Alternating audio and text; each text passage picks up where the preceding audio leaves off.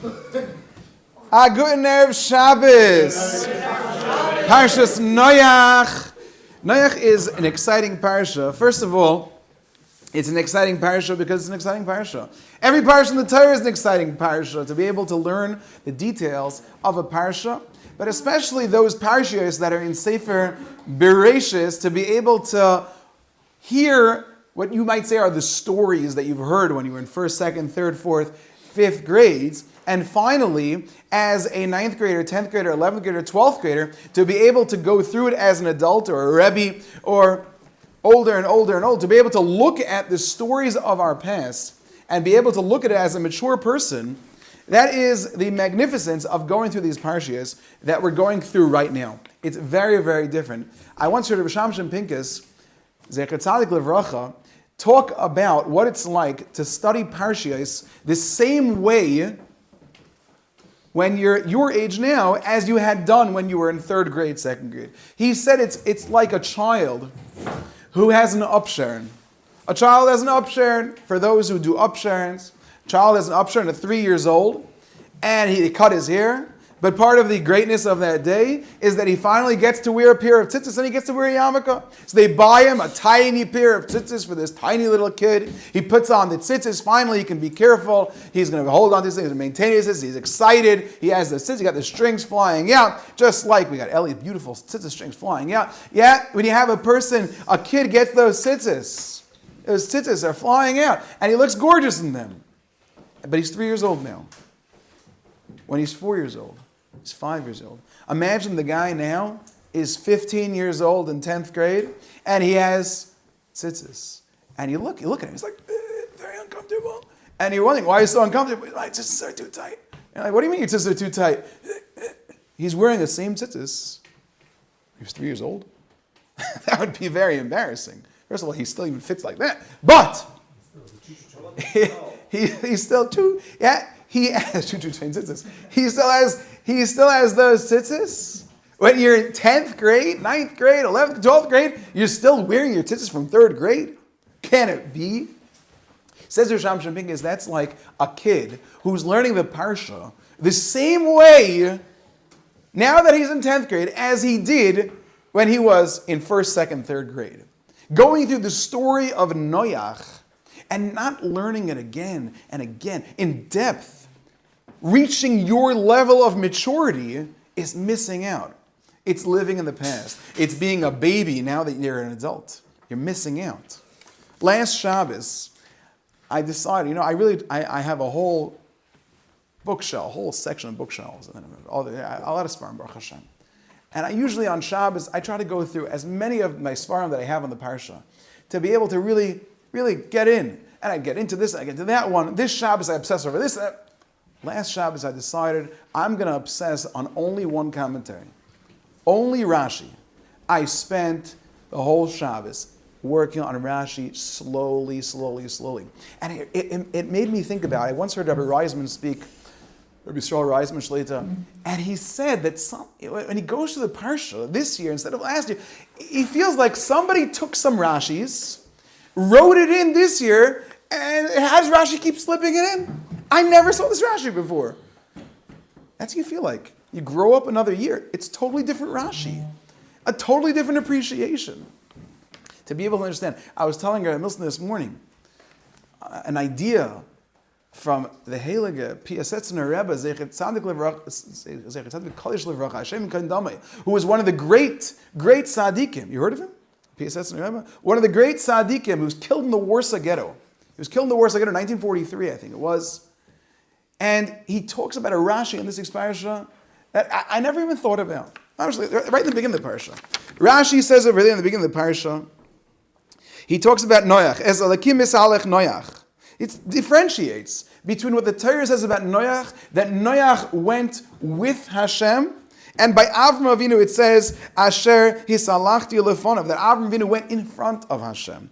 And he says, Rashi says over there, what's the difference between going with Hashem and in front of Hashem? So Rashi says, Noach hoya tzarech sad l'toimchoi. Noach needed help to support him. Aval Avram hoya mischazik u'mahalech b'tzidka me'elav. Avram was strong and he went on his own. With his tzidka, so his righteousness, he went on his own. I'm not going to say the whole idea from the Heilige PSS and Rebbe, but I just want to make one point.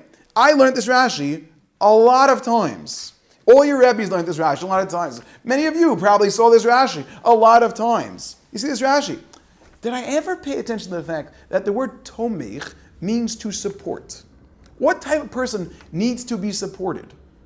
What type of person? A person who has fallen. Fallen. If you fall, you need to be picked up. Tomech means to pick someone up, to support them. Noach must have fallen. What does it mean that Noach had fallen? I never thought about this in the Rashi. If Noach had fallen and needed to be picked up, and Avram Avinu didn't fall, he kept on going. What does it mean to fall for Noach?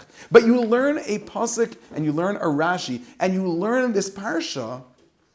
Stop being the same eyes of a child. You have to look at it at your level of maturity. Have a conversation about it. If you have opportunities on Shabbos, by your Shabbos table, in shul, on your own, to be able to look through the parsha, to be able to get an appreciation for it. There's so much you have to offer to yourself about the transformational things that you're going to learn from the Torah to be able to appreciate. I want to focus on one idea in this week's parsha. Noach builds a teva. Noach goes into the teva.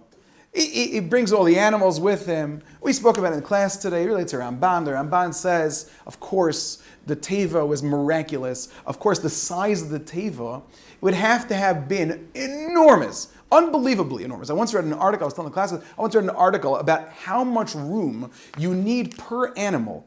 Every elephant cannot survive. It will die without a certain amount of square footage to be able to walk around. If an elephant is stuck in one spot, it will die. It needs to move around. A giraffe's neck has to be a certain amount of height. If each floor was indeed 10 amas high, how do you have all these enormous animals to fit into this small space? And the Ramban says very famously that Noach was supposed to build a teva. It would never be large enough, but HaKadosh Baruch Hu wants to minimize the miracle. Fine. So the pasuk continues, and it talks about the Torah talks about the teva, and it talks about the mabel, and it talks about all of that. And then the pasuk points out over here. It's in pasuk Chav Gimel.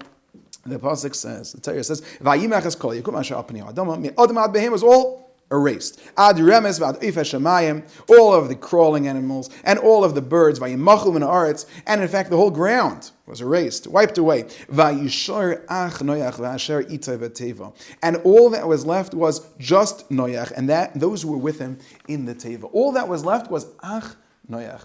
Just Noach. Only Noach. I've thought about this. People know what Rashi says here. I want to share what Rashi says here. What does it mean, Ach Noach? Ach Noach, just Noach was left. It should just say, the Torah doesn't talk like a fourth grader, and I have my cousins in Eretz Yisrael. When they speak in English, they always add, maybe you see this, you say, did you do such a thing? Oh yes, oh no, oh yes. Why do they always add the oh? What's the oh? Oh yes, oh no. It's not proper grammar. Over here it says, who survived? Just Noach and his children.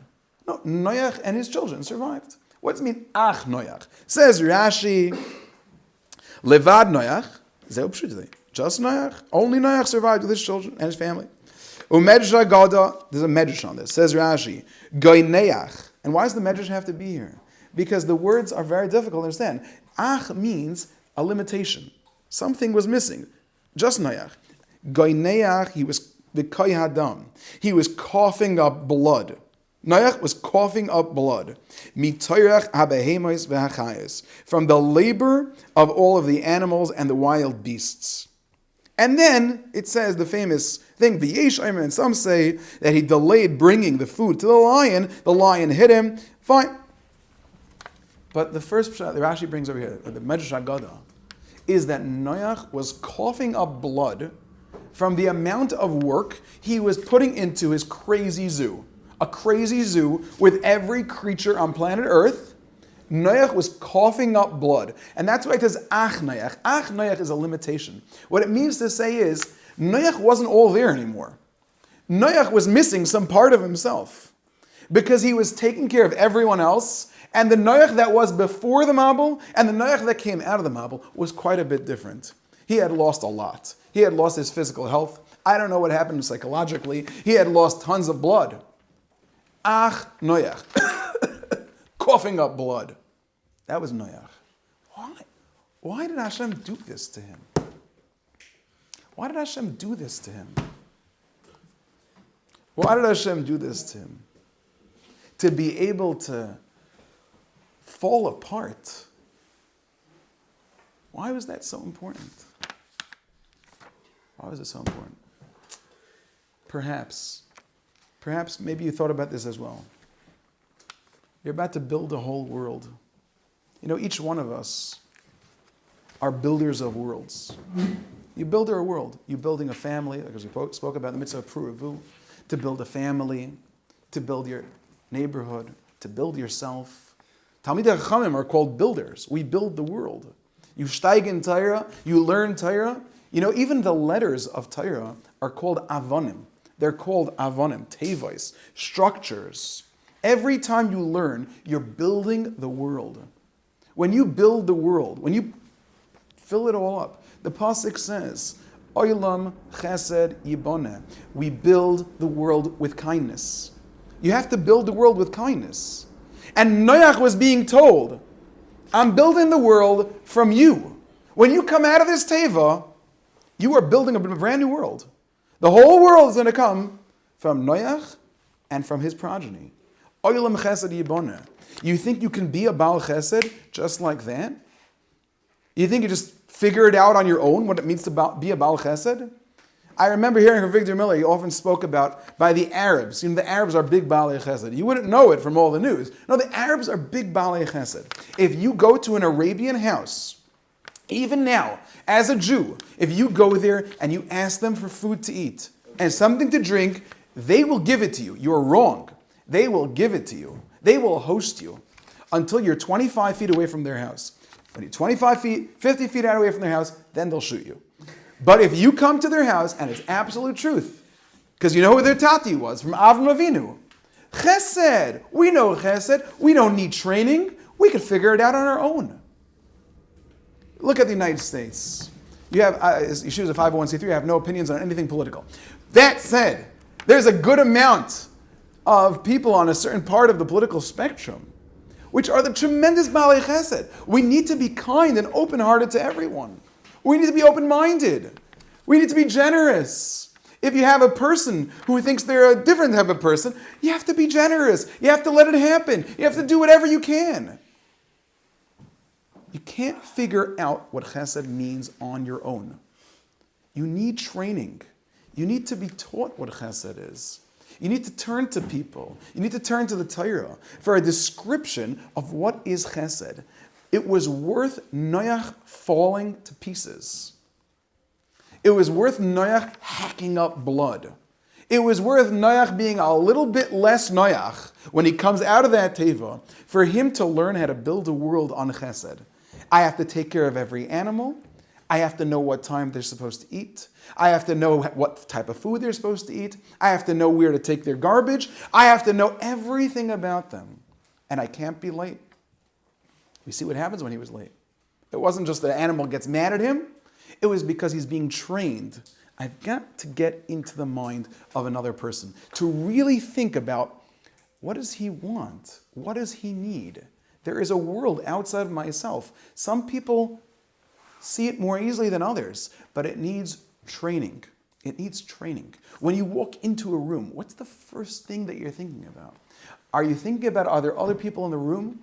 Are you thinking about, is there someone in the room who could use something from me? Is there an opportunity that I can give to that person? Is there something that I can make that person's life better? And if I'm not, and he does something bad, or he has a bad day because of it, or he's sad, is it my fault? Is it on me?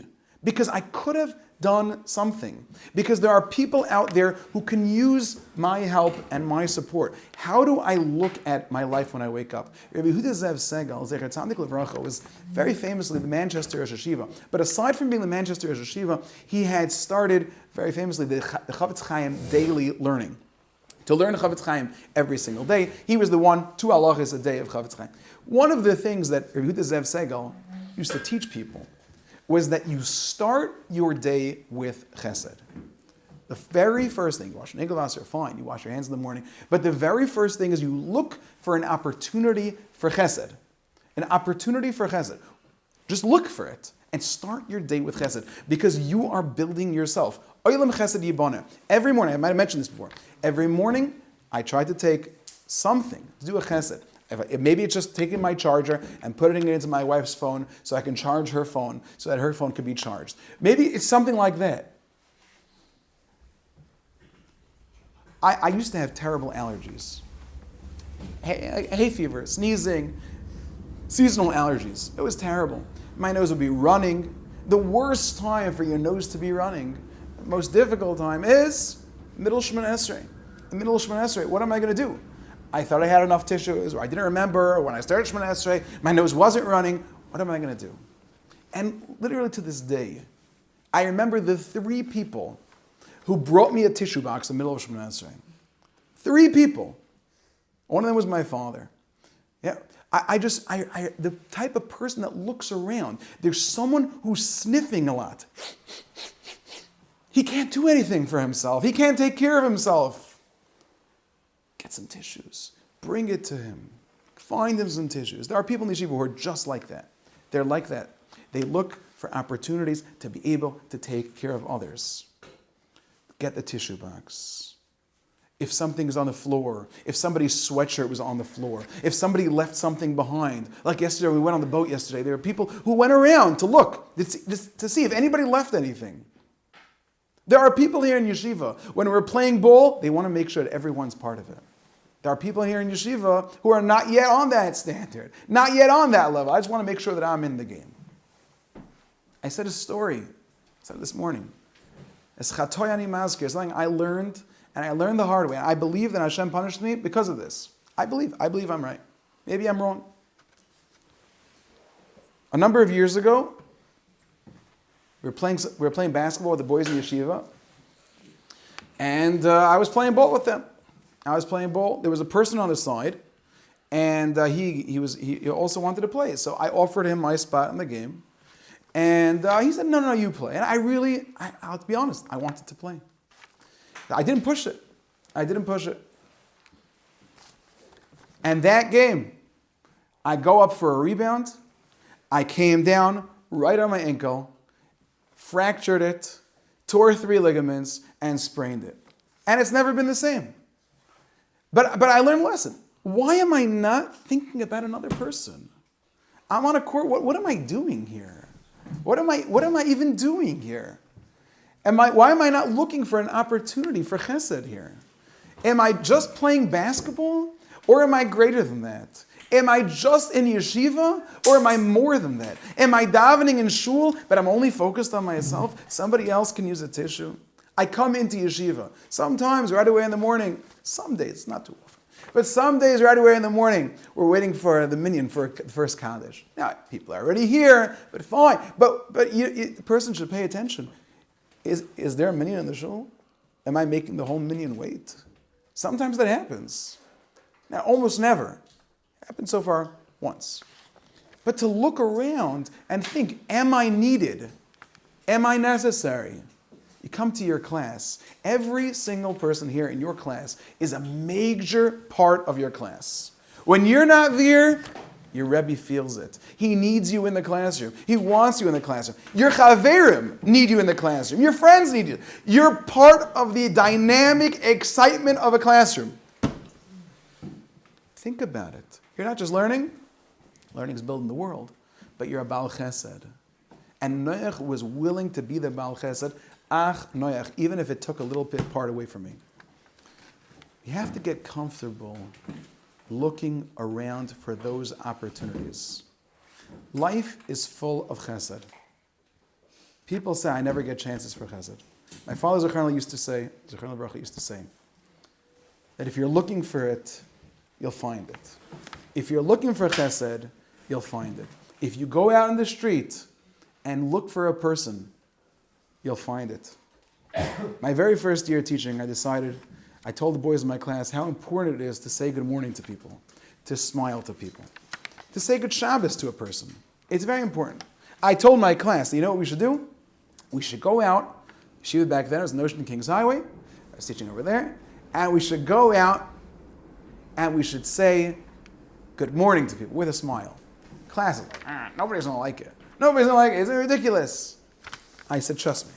We went out. We walked along Notion Avenue and Kings Highway. Now, these are the busiest people because they're all waiting for the buses. You'd imagine nobody's interested. Every single person gave us a huge smile and a good morning in response. Because if you look for chesed, even a small chesed like that, you'll find it. Be'ez Hashem, you should find the chesed at home. You should find the chesed at your Shabbos table. By the way, Nebuch nowadays, it's a pretty big chesed to say thank you to your mother for making delicious food. It shouldn't have to be a chesed, but maybe it's not expected. You should say thank you. You should have beautiful food. You should have beautiful zmirs. You should have beautiful Shabbos. And everyone should have tons and tons and tons of atzlacha, bracha, and nachas Yeshua.